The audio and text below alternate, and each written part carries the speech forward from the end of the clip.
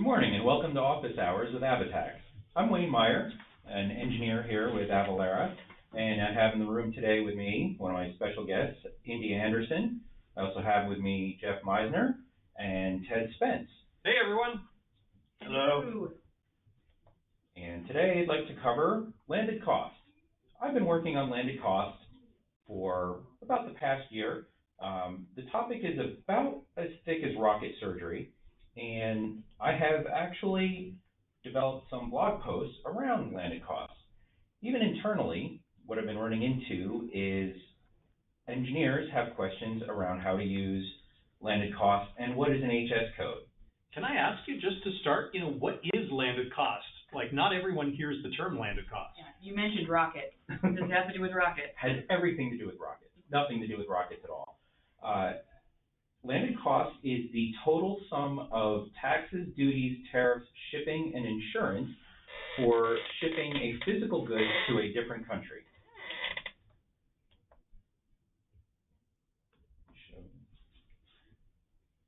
Are you sharing your screen? You might want to go click and share your screen here. Okay. Let me share my screen. Okay, there we go. Is everyone able to see my screen now? Yeah. Excellent. Landed cost is the sum total of insurance, shipping, duties, tariffs, and taxes for shipping a physical good from one country to another country. Did I answer that for you? Yeah, I think so. I'm kind of curious, though. I mean, you started talking about rocket surgery. I heard SpaceX has started ditching their rockets in the ocean now. Did you see that one? I did not. I missed that. They're apparently trying to use up all of their older rockets, and they're just plowing them straight into the water. And they're avoiding landed costs because they're not bringing it into a port. International waters. International waters, yeah. Artificial reefs. Yeah. But so if I was shipping something, if I was going to send something to England, do I personally have to pay landed cost? Now that's a topic of concern, or that's an interesting question you raised. If you were to pay the duties on behalf of your buyer, that is what's called DDP, Delivery Duty Paid. And in AvaTax, we represent that with a field in our transaction model called Is Seller Importer of Record. That's getting a little bit ahead of ourselves. But at the higher, more abstract level, we support two primary forms of duty paid. That's delivery at place, also called DAP, and DDP, as I mentioned earlier, delivery duties paid. When you file DDP, you're assuming responsibility for paying the duties, and you can pass those costs on to your buyer. DAP, you inform your buyer, of what their total responsibility will probably be upon receipt of the goods. So how can I be sure that the amount I'm charging is correct? So if I'm gonna charge you, like let's say I send something to Jeff's cousin who lives in Portugal, right, Jeff? Because your cousin definitely lives in Portugal. I'm totally not making this up on the spur of the moment. You are totally making this up. I have no relatives in Portugal whatsoever. Okay, so let's say I send your cousin in Portugal. Let's say I send him a crate of soccer balls, and I have to pay duties on that. How can I be sure that the amount that I'm charging him is the right amount? So by passing in a transaction using AvaTax REST, using our transaction model, you can pull up an example here. By creating a transaction, using the create transaction endpoint. So this is the same endpoint people would be using if they were just calculating regular US-oriented sales tax, right? Whether domestic or international, this is the same endpoint you would use. Okay. But there are four key aspects that you need in order to get a correct duties and tariff calculation. For starters, you need a source and destination country that are different, international. You need an AvaTax global entitlement, and you can speak to your CAM regarding your entitlements or subscriptions to AvaTax. you need a valid HS code. And we'll cover HS codes in a minute. But HS codes, to summarize, are specific to the destination country. And what does HS stand for, Wayne? HS stands for Harmonized System. And Harmonized System is one means of classifying physical goods that we ship to other countries, that one person would ship to another country.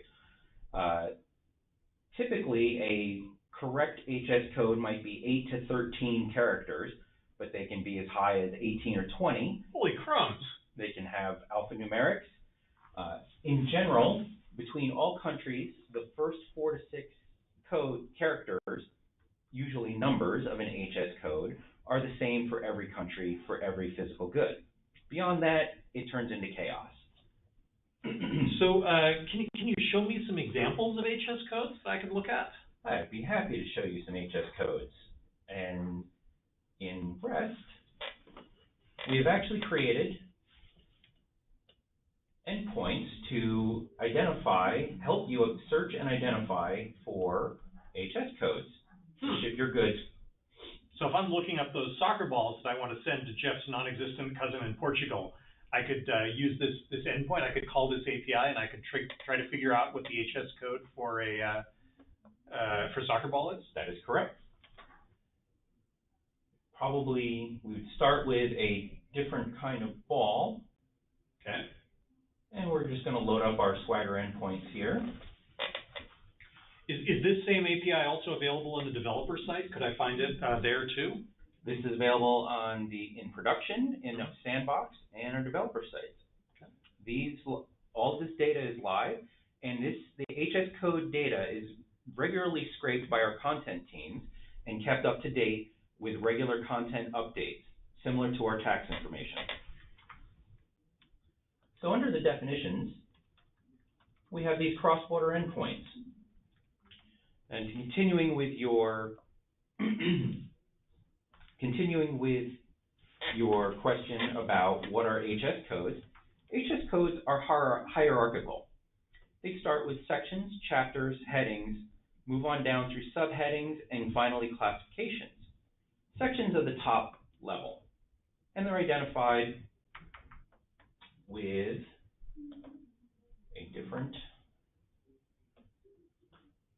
authorization. I'm using the wrong credentials here. But you can tell a section from a normal HS code because we return the HS code as Roman numerals. And this is the harmonized system. Can we just pop in here for a sec? Could you show the Avalara HS code site? Because I think that's a useful way to get everyone familiar with the concept of HS codes. Sure. So then we can drill in and show everyone beyond the HS code website. We can show them how the API services this same data. Let's see here. That was at avalara.com/HS-codes. There you go. There we go. Yeah, so this is a friendly web version of the same API that Wayne was just about to show you. So obviously, India, if we were going to talk to a customer, I'd start them on something like this and just get them familiar with the concept, because once you understand the concept, it's a lot easier to see how the API can help you get something, right? Yeah, absolutely. The idea of paying something beyond just sales tax, especially for our U.S. customers, is something that's totally foreign. I've heard stories of our Avalara employees visiting India and buying things there and actually paying landed costs as part of the purchase and finding out that their items were twice as much as they expected. It's something that a lot of people don't even realize happens. So the theory of what landed cost is a little difficult for some people to grasp. So it's good to start here. Yeah, so actually there's an interesting concept then, which is, whenever I visit my family in England, I don't pay customs and duty on the gifts that I bring them. Mm-hmm. And the reason is because, Amy actually taught me the legal term for this, which is de minimis. So have you heard this one? I haven't. So de minimis is a legal concept that basically says too small to care about. Mm. And that essentially means if I'm bringing a couple board games and a couple books and a few little ceramic mugs, which is obviously my go-to gift of choice because I use it in all of my coding examples. Mm-hmm. If I bring, $100 worth of this stuff or $200 worth of this stuff to my family, it's just not worth taxing. Right. However, if I was shipping $200 worth of stuff every single week, the state would eventually say, you know what, you're going to have to start paying taxes on it. If I was shipping $1,000 of things or $10,000 of things, it's going to be meaningful enough. So, like, every country, Wayne, has a different de minimis, right? Every country has their own de minimis thresholds. Sometimes it's $150, sometimes it's $70,000. Yeah. So within this HS code browse, so like the point of this is to drill down and find those soccer balls, right? Yes, indeed. So how would we go about doing that? So starting at the top level sections, again, as I mentioned, they have Roman numerals. That's how you identify sections. There are 21 top level sections. And let's start with, I don't know, what does a soccer ball fall under? Is there like a sporting goods section maybe? Well, there's not precious stones. I suppose you could make this like a plastic or a leather, because I mean you could have like artificial soccer balls, or I suppose you could have like real leather ones too. Are they? Let's go with plastics for the moment. Plastics. Another interesting tidbit. These are going to be some really cheap things. Jeff, your cousin's going to hate me. Another interesting aspect about the sections, as the Roman numerals get higher, they indicate depth and complexity of manufacturing. So we start with live animals. We don't really manufacture live animals. We minimally process animal products. Moving on up to works of art, collectors, miscellaneous manufactured articles. So this is indicative of more processing involved. Moving on with our plastic balls. Hopefully we can find them. Plastic and articles thereof. And we can drill down through these. Chapter 39, again, HS codes are organized by section, chapter. Now we get into headings. So this would actually be pretty tricky to figure out a soccer ball by this. So clearly, this is not going to be an easy thing to do long term. So, I'm not going to go through every one of my products and do this, right? If you want to ship it overseas. Yikes! Yes. Avalara does have professional services to help you classify your goods. And since these classifications of your products are legally binding, this is something you're going to want to consider carefully. And we've tried to make this as simple as possible. There's only so much simplicity we can add to. Well, let me ask you, what happens if I ship something with the wrong HS code? What happens if I go through this exercise, I pick the wrong HS code, and then the customs agent at the border says, nope, it's this other thing? Do you know the answer to that? I do not know offhand exactly. But potential outcomes are your shipment can be rejected, could be blocked at customs, confiscated. It could be considered fraudulent. Yikes! So clearly this is an area where if a customer has concerns about this, professional services would be a great tool to help you out. Absolutely. But I do also want to mention there's an interesting consequence of all of this, that there's an industry of what are called reshippers. Have you guys heard of this? I have not. No. So I was dealing with a customer recently who had this particular problem. This is a customer who made they sold supplies for outdoor activities. And without going into a ton of detail, they found that a lot of people from overseas were ordering their products. And what was happening is they were ordering their products were being shipped to a business in Florida that was a reshipper service. That reshipper service would give each customer a P.O. box number. And you would ship your goods to that P.O. box number. They would then package it up in a product and ship it overseas and pay the customs and duties and then charge you the balance. So essentially, it was a tool that would allow you to get overseas products delivered wherever, even if the company did not actually have the capability to ship overseas. So I didn't really realize that this was a big thing, but apparently it's reasonably common. So this is a tool that people can use that's one step removed from this. But if you wind up shipping a lot of things overseas, you're going to have to go through this process. And I know, like Amy would be the person to talk to find out exactly what the policies are, what the best advice is. But for the moment, let's move on. So just go ahead and drill through this if you would and find some HS code. It doesn't have to be exactly correct, but let's just show a customer what they would do. I think instead of sending soccer balls, I think they can get their own soccer balls in Europe. Mm-hmm. They might like football. Let's ship a table, a plastic table, to Jeff's cousin. Plastic tableware, that would be like dishes and things, wouldn't it, maybe? Or plastic tableware. Okay. Yes. All right, so 30, 39, 24, what else? Dot 10. We'll say that it's tableware and kitchenware. These are really good plastic forks and knives we're sending. High quality stuff. Where's Portugal? Portugal is down here. I hope your cousin likes plastic tableware, man. He loves it. So now we're getting onto the classification. Because we've gone past the 6-digit level, this is very country specific. And actually, with the new endpoint in REST, we ask for your classification, your destination country up front, because these are country specific, even at the 4-digit level. So that's really interesting. Like right here, it says consigned from China or Hong Kong. So basically what you're talking about is it's not an attribute of the product. It's if it comes from China or Hong Kong, you need to pay a different duty. Yes. Okay, that's really interesting. So now where do you actually put this value? Like let's go through and finish picking a value, and then let's see how we would actually put this in. So here we go.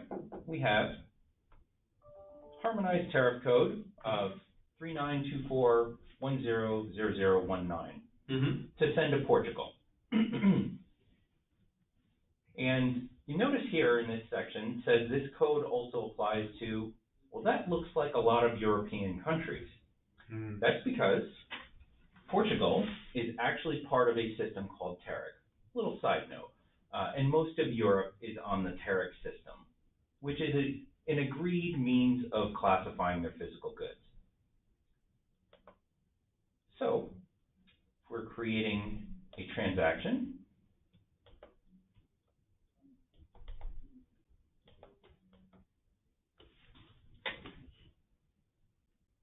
while I load that up, there is a field in the transaction model called HS code now. And this was live as of REST 18.2, 18.1. I don't know that stuff. You think I would, but I don't.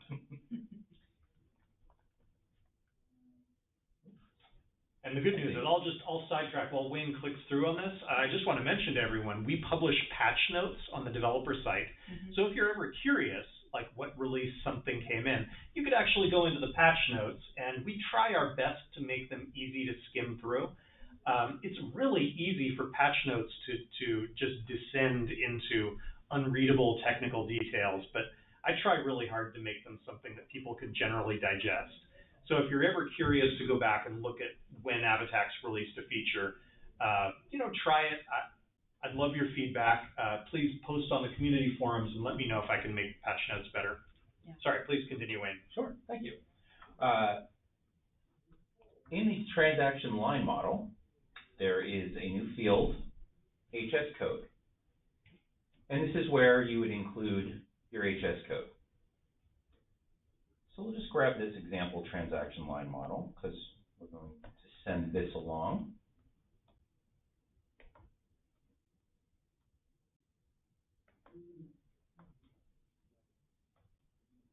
And we're going to create a transaction.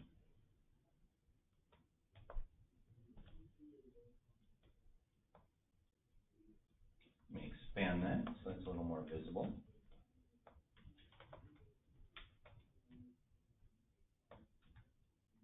And this model is missing a tidbit of bit of information, which I'm going to add here, and that is seller importer of record. And Ted, you'd asked earlier about who pays the duties.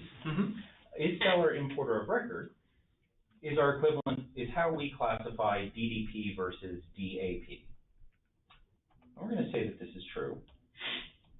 So I think this looks like the result model rather than the request model here. Yeah, that's the result model. So if you switch back to your Swagger page, what you want to do is copy that. Yeah. There you go. I thought, there we go. There you go. That's the way it should work. Much better. I'm going to add a seller importer of record.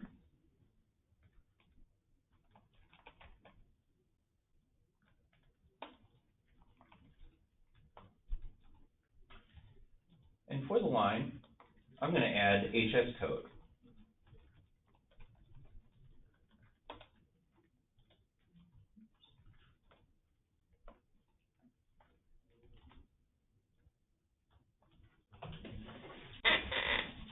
Okay, so basically you've added an HS code onto the line. So the line now has a harmonized system code, and then the rest of it is still, same basic information. Well, but you'll have to change that to shipping, right? Yes, we do. So we need a ship from, and under addresses, we also need a ship to. And this has to be a different country. Gosh, I don't know what the country code is for Portugal. It's a good thing AvaTax has an API that allows me to look up country codes.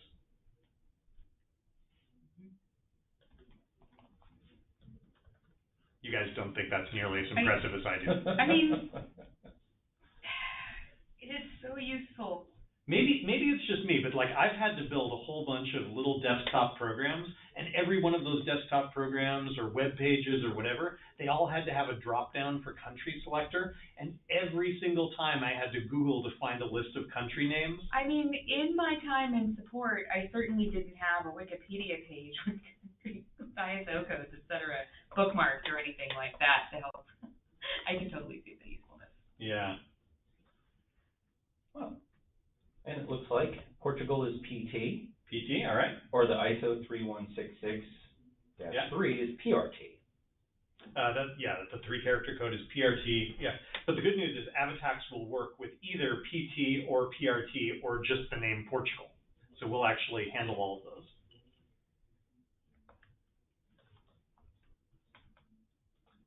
Now let's see what we got here. We're shipping to a different country. We're shipping from a different country. And we are the importer of record.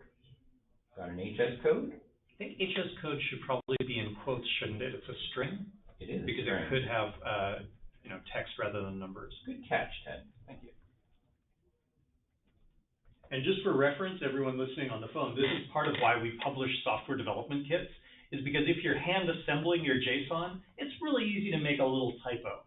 As I just did. But we publish software development kits in order to try to make this easier. And I did just make a typo, and I corrected it. Great. So let's grab this and make this more visible, because I'm using a super tiny font.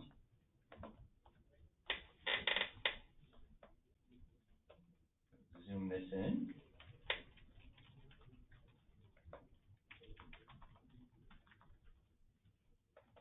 Why this isn't zooming in for me? Because I'm using the wrong plus. And what we've gotten back here is a transaction response model. Mm-hmm. And there's our line. Yeah. With our HS code. Where'd the HS code go? Not sure exactly. I don't look for it. Unfortunately, there it is, right there. HS code. So we've identified that this is indeed a valid HS code for Portugal. Mm-hmm. And shipment does not meet import duty de minimis. Okay, so this is the same thing that we talked about, which is that this value that you just specified is too small to charge. So what happens if you increase it by 100 times? The threshold. That's an awful lot of plastic forks. Yeah, it really is. He must be really My cousin running. is not going to be happy about this. Well, it's got to be a big picnic. Yeah.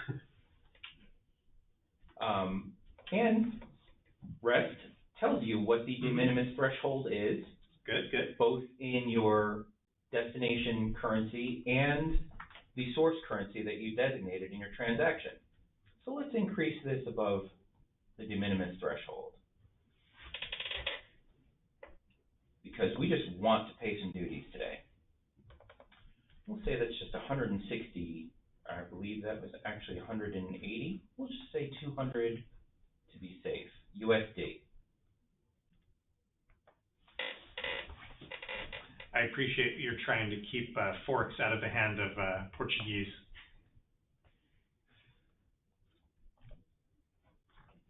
Okay, so shipment meets de minimis threshold. Import duty applies. That's interesting. Estimated import duty calculation. Oh, so wait a minute. So why is it estimated rather than duty? That is an interesting question because we've designated ourselves as the importer of record, which means that we're going to be paying.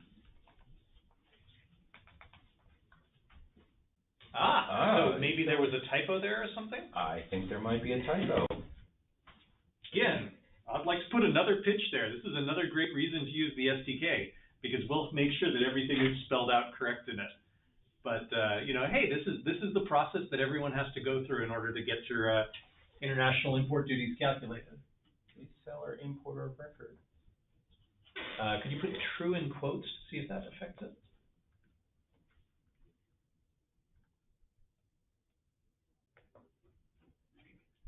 Okay. Oh, yeah, Jeff is reminding us we're getting close to the end here. I would like to point out, I know we've kind of like gone through a lot of details here, but if anyone on the call has questions, and we may not get to the question and answer portion of this chat, but we do have the community forums, the developer community forums. We'd love for you to post your questions there, and Wayne is heavily engaged in working with all of the customers who are investigating landed cost taxes. So he'll be happy to help you afterwards. So what you got for us, Wayne? I think my is-seller's importer record is still not calculating correctly. Well, if you recall, it's also possible to set this value on your Nexus settings, correct? That is correct. So the company that you're testing with may or may not have declared Nexus in Portugal for importer of record taxes. And declaring Nexus in your destination country is pretty critical for making that landed cost calculation. All right. This is about the time we go to the phone for questions, but I'd also like to point out, India, have you been receiving any customer questions about this recently in your connectors? So we have been receiving questions about when we're going to make all these wonderful features available. So we are actually working to consume the latest and greatest Avalara cross-border features in our connectors. So we're doing essentially the same thing that the developer audience on this webinar would be doing. And this is something that I'm really proud of, which is that Avalara, in the parlance of industry programmers, we eat our own dog food. Every bit of documentation that we write for India. We drink our own champagne. Okay, drink our own champagne. That is far better. That is far better. Thank you. So every bit of documentation that we write to help India do her job for creating connectors is also available for you, our customers. So we will provide for you champagne, which is clearly a better analogy. And it's all here on the developer.site. Wayne is actively engaged in writing lots of blog posts to walk you through all of these things. There's a lot to get there, and we do want to just make ourselves available to help you out. So Jeff is hinting at me. I think we're just running a bit out of time today. Wayne, could you show everyone the community forums, please? Yes. If you go on the developer site, click under Help. Developer.avalara.com, and under Resources, we have a Help forum.